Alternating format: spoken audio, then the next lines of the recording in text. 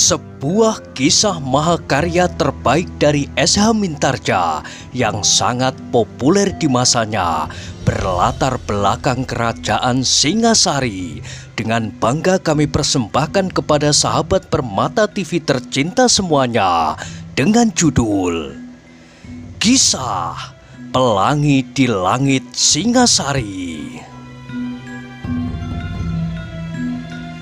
Pada kesempatan yang sangat baik ini, kita masuk pada episode yang ke-22.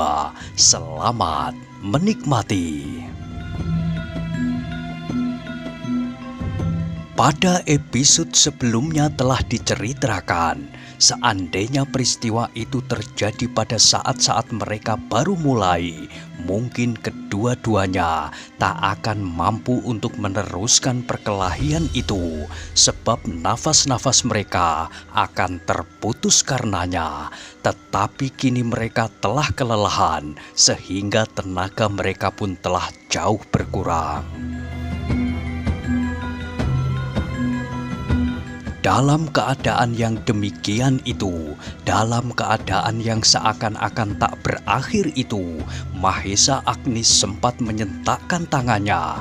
Terdengar lawannya berdesah, namun tiba-tiba lawannya itu memekik keras, dan dengan sebuah sentakan ia menggeliat dan melepaskan diri dari jepitan tangan Agni setelah tangannya sendiri dilepaskannya. Mahesa Agni terkejut. Ia berusaha menangkap kembali orang timpang itu, namun Empu Pedek segera berguling-guling. Mahesa Agni pun segera menggulingkan dirinya pula, tetapi ia terlambat beberapa saat. Dengan terhuyung-huyung, Empu Pedek berdiri dan dengan serta-merta ia berlari tertatih-tatih masuk ke dalam semak-semak yang rimbun. Mahesa Agni pun segera berdiri pula, tetapi kakinya serasa seberat timpah. Beberapa langkah ia maju mengejar Empu Pedek, tetapi ketika kakinya terperosok sebuah lekukan tanah yang kecil, ia kehilangan keseimbangan dan hampir saja ia jatuh kembali. Namun ia masih mendengar Empu Pedek itu berkata dari balik rimbunnya daun-daun belukar. "Sekarang kau memenangkan perkelahian ini, anak muda. Namun jangan mengharap kau dapat kembali. Aku akan menunggumu sampai kau turun dari goa itu." "Kenapa kau licik?" teriak Mahesa Agni yang marah. "Marilah kita selesaikan persoalan kita sekarang. Jangan besok atau lusa atau kapanpun." Tetapi Empu Pedek tidak menyahut. Yang terdengar kemudian adalah nafas Mahesa Agni sendiri, terengah-engah dan serasa hampir putus di dadanya.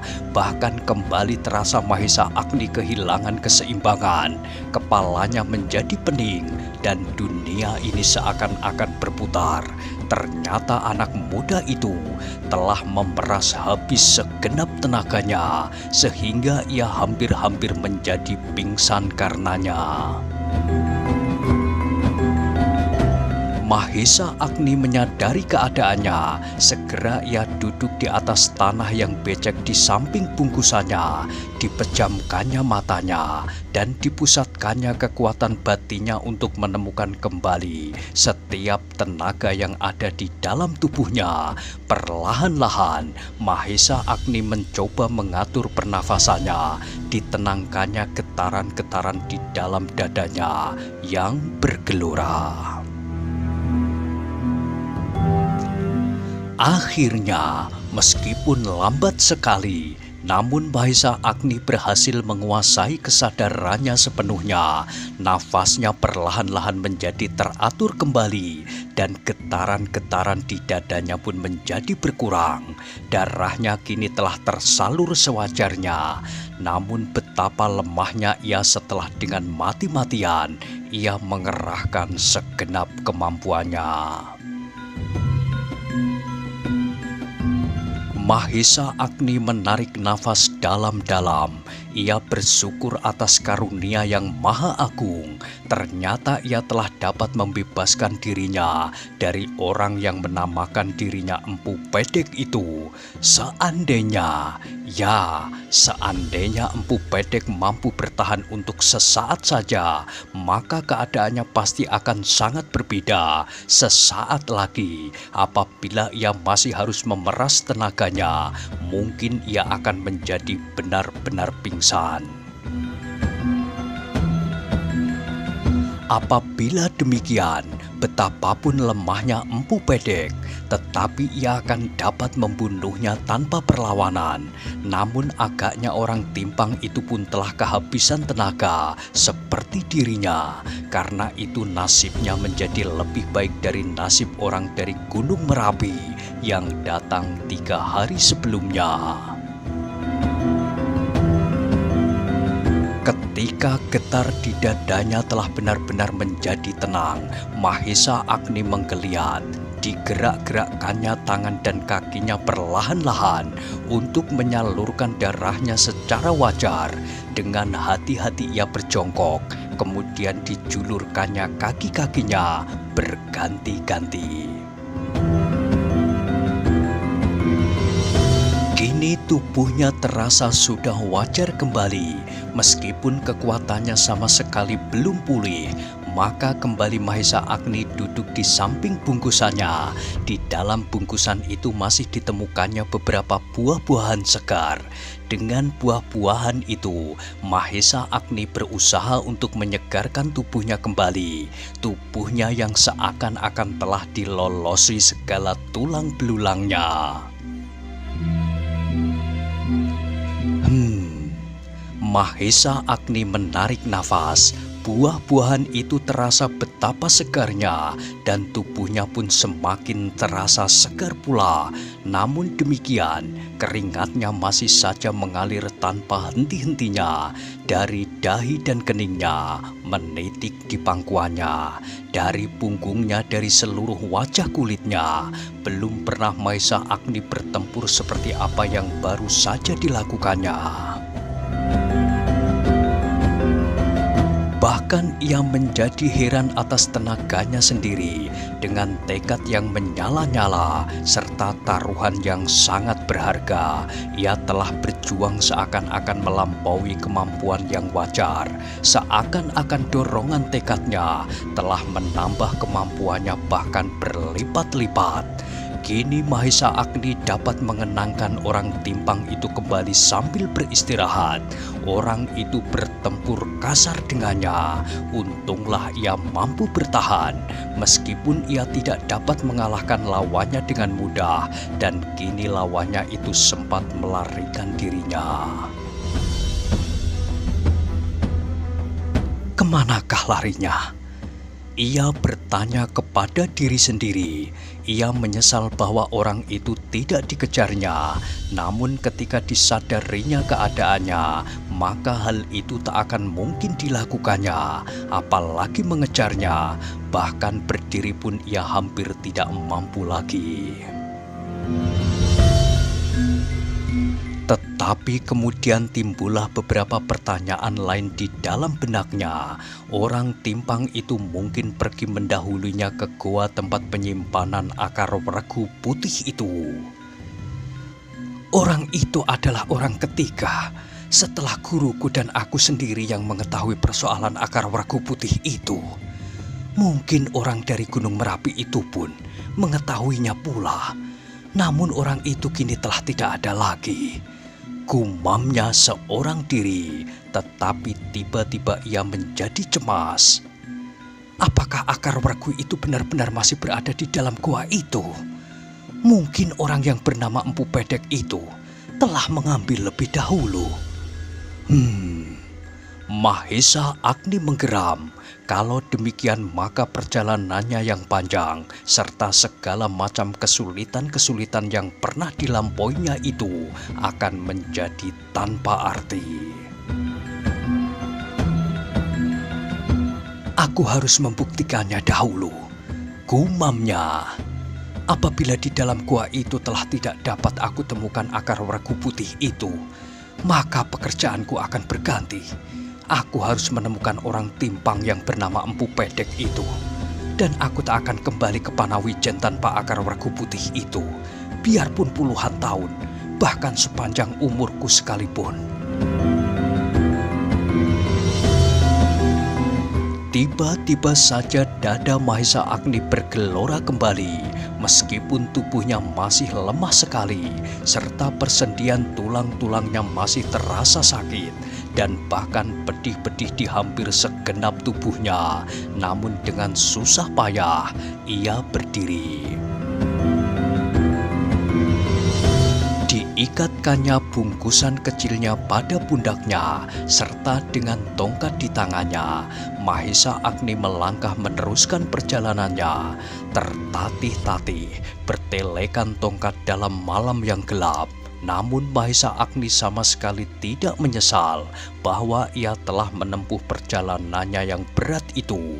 Apapun yang akan terjadi adalah satu akibat yang wajar dari perjuangannya.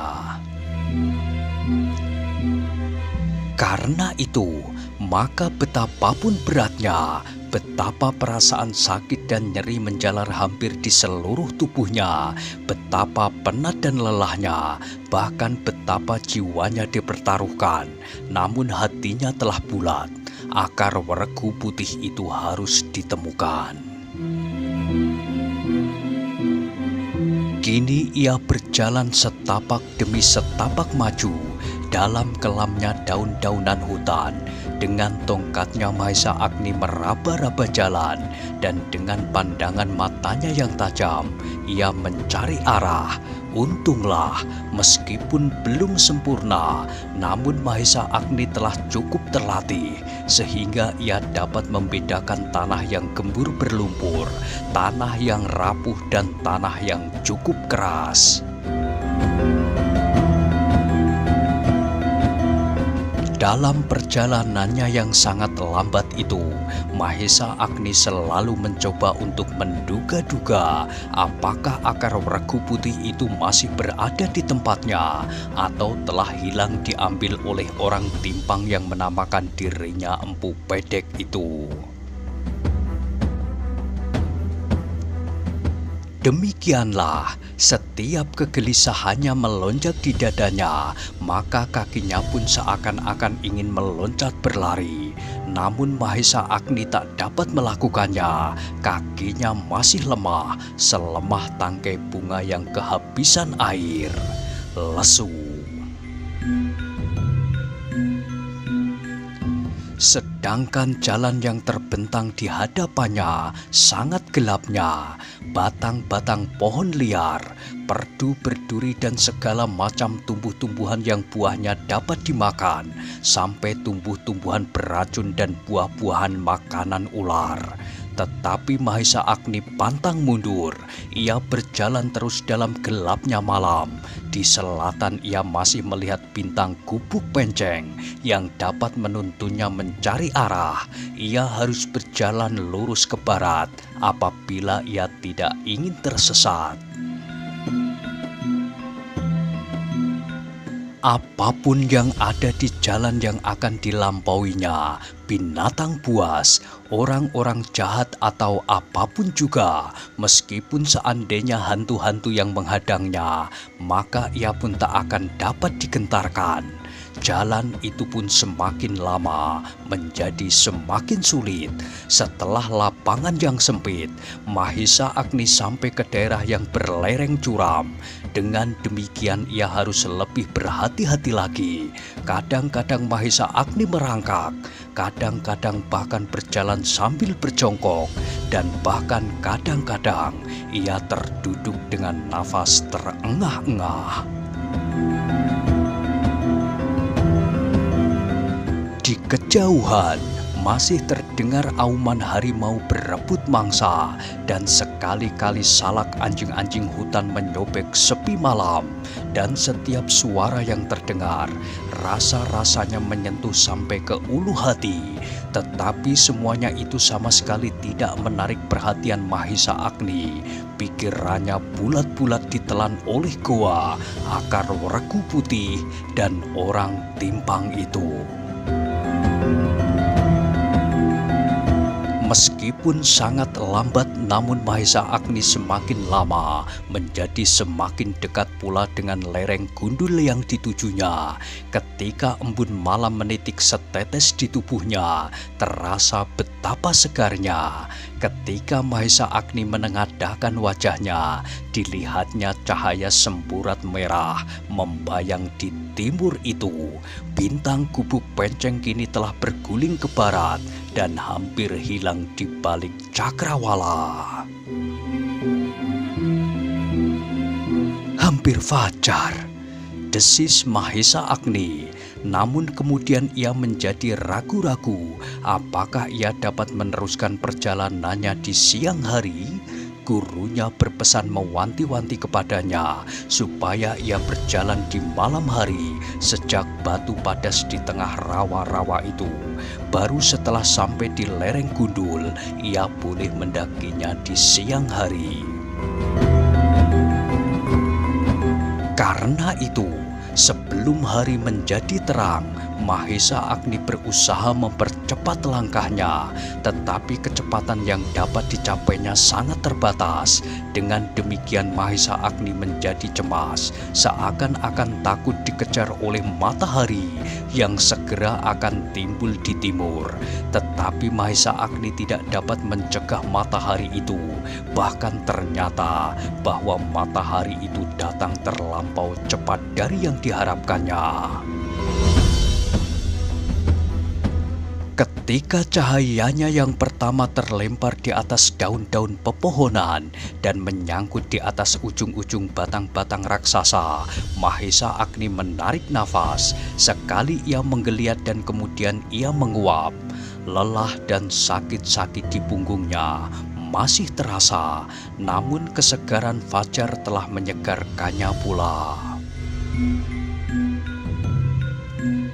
Ketika ia memandang ke selatan, ia masih melihat di antara pepohonan yang tidak begitu pekat, dan dari atas ujung-ujung pepohonan yang tumbuh di lereng-lereng, jurang-jurang yang dalam, kemudian tampaklah sebuah dataran hutan yang lebat.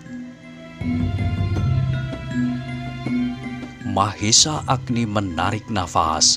Alam di sekitarnya adalah alam yang dipenuhi oleh warna-warna hijau segar, daun yang hijau, rumput-rumput yang hijau, dan batang-batang perdu yang hijau. Tetapi ketika kemudian ia berpaling ke barat, ke arah yang akan ditujunya, Mahisa Agni terkejut bukan kepalang. Dari balik kabut pagi, Mahisa Agni melihat seakan-akan muncul di hadapannya sebuah dinding raksasa yang berwarna kemerah-merahan. Dinding batu padas dan tanah liat yang terbentang sedemikian luas. Mahisa Agni tegak seperti tonggak. Dilihatnya dinding itu dengan dada yang bergelora. Ternyata dinding yang dicarinya itu seolah-olah tiba-tiba saja muncul tidak jauh lagi di hadapannya. Karena itulah, maka tiba-tiba Mahisa Agni menjadi sangat gembira. Ia tidak usah menunggu sampai besok, tidak usah menunggu malam datang.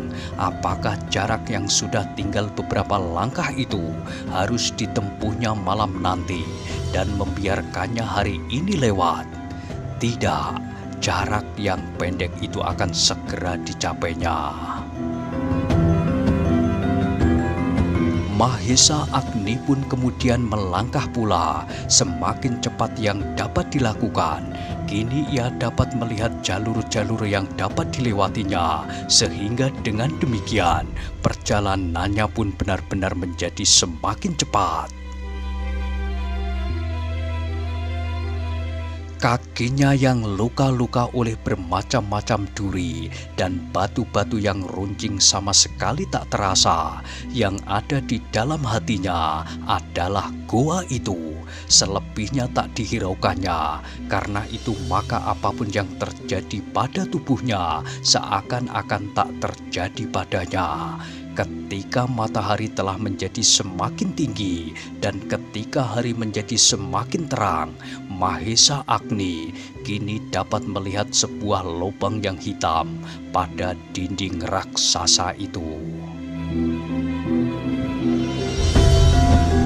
Kini dada Mahesa Agni menjadi semakin berdebar-debar. Goa di lereng yang gundul itulah yang harus didaki. Mahesa Agni itu pun berhenti sejenak. Sekali lagi ditatapnya seluruh permukaan dinding raksasa itu.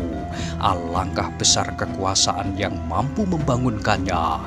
Ketika kemudian Mahesa Agni memandang kepada dirinya sendiri, maka ia tidak lebih dari sebuah anak-anakan yang sangat kecil dibanding dengan kebesaran alam yang dihadapinya, apalagi dengan Maha Penciptanya. Tetapi tiba-tiba disadarinya pula bahwa dirinya adalah sebagian dari alam itu, justru merupakan ciptaan yang paling berharga di antara segenap isi alam itu. Ia adalah manusia dan Maha Pencipta telah menciptakan manusia untuk memelihara dan memanfaatkan alam yang diciptakannya pula, bahkan sebagai wadah dan sekaligus dikuasainya. Maka sebenarnya lah Maha Pencipta menciptakan alam dan manusia di dalamnya dengan sifat maha cintanya, seolah-olah menempatkan seorang juru taman dalam pertamanan yang indah, namun bukan pertamanan sendiri. Apa yang dilakukan seharusnya berdasarkan atas kehendak pemilik taman itu, bukan atas kehendak juru taman itu sendiri. Meskipun juru taman itu wenang melakukan apapun atas pertamanan yang diserahkan kepadanya. Ia dapat melakukan pekerjaan yang bermanfaat, namun ia dapat juga mengkhianati dan merusak taman yang diserahkan kepadanya. Ia dapat mempergunakan hasil taman itu untuk melakukan hal-hal yang menggembirakan pemiliknya, namun ia dapat juga berbuat sebaliknya. Akibatnya, pemilik taman itu dapat berterima kasih dan bersenang hati kepadanya, atau sebaliknya pula. Dan kini Mahesa Agni tegak di hadapan dinding raksasa itu, seperti seorang juru taman tegak di antara tanaman-tanaman yang maha luas. Ialah yang wenang melakukan apapun atas tanaman-tanaman itu, bukan sebaliknya. Dan kini Mahesa Agni pun merasakan dirinya sebagai manusia yang berhadapan dengan alam. Alam itu harus ditundukkannya. Demikianlah maka kini Mahesa Agni memandang lereng yang curam, gundul dan berbatu-batu itu sebagai suatu tantangan yang harus diatasinya. Betapapun sulitnya, ia tidak boleh menyerah melawan kesulitan-kesulitan itu. Namun kesulitan itulah harus yang ditundukkannya. Tiba-tiba terasa sesuatu bergetar di dada Mahesa Agni. Tekadnya yang bulat kini menjadi semakin mantap. Dengan dada tengadah ia berdoa di dalam hatinya, semoga Yang Maha Agung memberkahinya. Karena itu, maka seakan-akan menjalarlah suatu kekuatan baru di dalam tubuhnya. Kekuatan yang mengalir dari pusat kehendaknya, dari pusat tekad yang menyala di dalam dadanya. Sehingga dengan demikian, segera Mahesa Agni melangkahkan kakinya kembali. Kini lebih mantap dan lebih cepat. Apapun yang akan dihadapinya kelak, Empu Pedek atau apa saja, meskipun seandainya Empu Pedek itu datang bersama seorang kawannya, 2 orang, 10 orang, atau berapapun, Mahesa Agni kini seolah-olah berlari-lari mengejar tantangan yang dihadapinya. Lereng yang terjal itu akan didakinya sekarang. Mahesa Agni tidak memerlukan waktu terlalu lama untuk mencapai lereng yang curam itu. Sebelum matahari sampai ke pusat langit, Mahesa Agni telah sampai di bawah tebing gundul itu. Sekali lagi ia mengagumi dinding raksasa itu. Di tengah dahkannya wajahnya memandang jauh ke atas, tinggi sekali. Demikian tingginya seakan-akan dinding itu akan roboh menimpanya.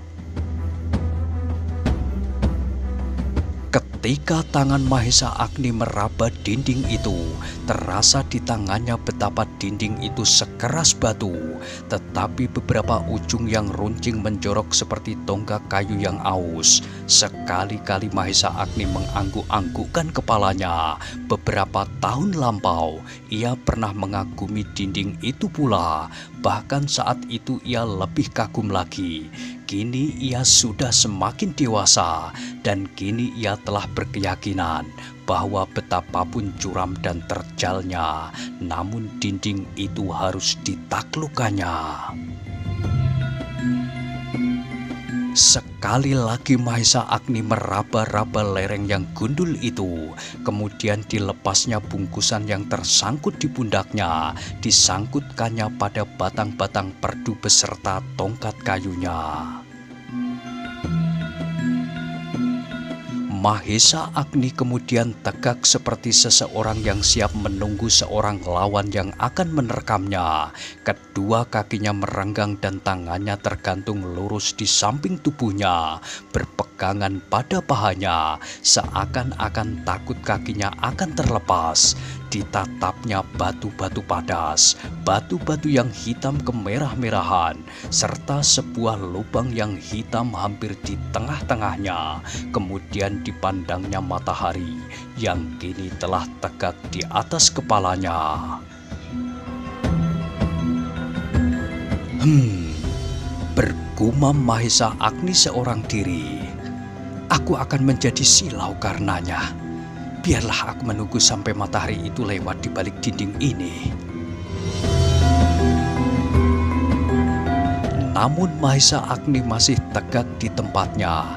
Ia menunggu matahari condong sedikit, sehingga matanya tidak menjadi silau pada saat ia mendakinya. Tetapi tiba-tiba saja Mahesa Agni itu terloncat seperti didorong hantu. Langsung ia berjongkok di bawah tebing yang curam dan tinggi itu. Dengan mata terbelalak, ia mengamati sesuatu yang sangat menggetarkan hatinya, telapak kaki manusia. Apakah artinya ini? Geramnya, dan sekali lagi ia mengamati telapak kaki itu. 1, 2, dan beberapa lagi dapat ditemukannya di sekitar tempat itu. Apalagi akhirnya Mahesa Agni melihat telapak kaki itu hilang timbul di kaki lereng gundul itu. Pada tanah yang agak liat, ia melihat telapak itu condong ke atas, dan sekali lagi Mahesa Agni menggeram. Dari sini seseorang pasti pernah naik ke goa ini. Pasti bukan telapak guru beberapa tahun yang lalu, katanya di dalam hati. Pasti, ulangnya, dan Mahesa Agni pun memang pasti. Seperti apa yang sebenarnya, telapak itu masih agak baru. Dada Mahesa Agni menjadi semakin berguncang karenanya. Kini ia pasti bahwa seseorang telah naik ke goa itu. Dugaannya yang pertama adalah Empu Pedek. Kalau orang itu memanjat setelah kami bertempur, maka orang itu pasti masih berada di dalam goa itu, pikirnya. Karena itu aku harus mendaki sekarang juga. Mahesa Agni kini tidak mau menunggu apapun lagi. Kegelisahannya telah mendorongnya untuk segera mendaki tebing itu. Dengan tergesa-gesa, ia meloncat meraih bungkusannya. Diambil keris pusakanya peninggalan ayahnya, yang kemudian diselipkannya di pinggangnya. Dengan keris itu ia sudah siap menghadapi setiap kemungkinan yang bakal terjadi. Mungkin ia harus membunuh, meskipun karena terpaksa apabila ia tidak mau dibunuh. Mungkin ia harus berbuat hal-hal yang belum pernah dilakukannya, dan kemungkinan yang paling pahit, ia tidak akan keluar lagi dari goa itu. Bungkusan dan tongkat kayu Mahesa Agni itu pun ditinggalkannya. Selain keris dan tubuhnya, tidak ada lagi yang perlu dalam perjalanannya yang berbahaya itu. Ketika tubuh dan jiwanya telah siap benar-benar, maka mulailah Mahesa Agni dengan pendakian itu. Kini ia telah sampai pada taraf terakhir dari ujiannya, mendaki tebing, menghadapi orang yang telapak kakinya telah ditemukannya. Namun mungkin belum yang sebenarnya terakhir. Di perjalanan pulang pun masih mungkin pula ditemuinya berbagai kesulitan-kesulitan. Kini Mahesa Agni telah mulai dengan pendakian itu. Seperti seekor semut ia merayap-rayap, berpegangan dari satu batu yang menjorok ke batu yang lain. Dengan hati-hati kakinya setiap kali mencari pancatan yang kuat, setapak demi setapak. Untunglah bahwa matahari segera melampaui titik tertinggi di pusat langit, sehingga kini Mahesa Agni telah tidak sedemikian silaunya. Dengan pemusatan tenaga lahir batin, Mahesa Agni merambat terus di tebing yang hampir tegak itu. Beberapa kali kakinya telah menginjak batu yang salah, sehingga batu-batu itu berguguran jatuh ke bawah. Namun Mahesa Agni cukup berhati-hati, sehingga ia sendiri selalu dapat menghindarkan kakinya sebelum terlambat. Tetapi batu-batu itu ada yang terlalu runcing dan tajam, sehingga kaki-kaki Mahesa Agni pun kemudian menjadi sakit dan pedih. Tangannya telah luka di beberapa tempat. Meskipun demikian, Mahesa Agni masih tetap mendaki terus. Ia harus mencapai mulut gua itu sebelum malam menjadi terlalu kelam. Mahesa Agni yang muda itu ternyata memiliki kekuatan melampaui manusia kebanyakan.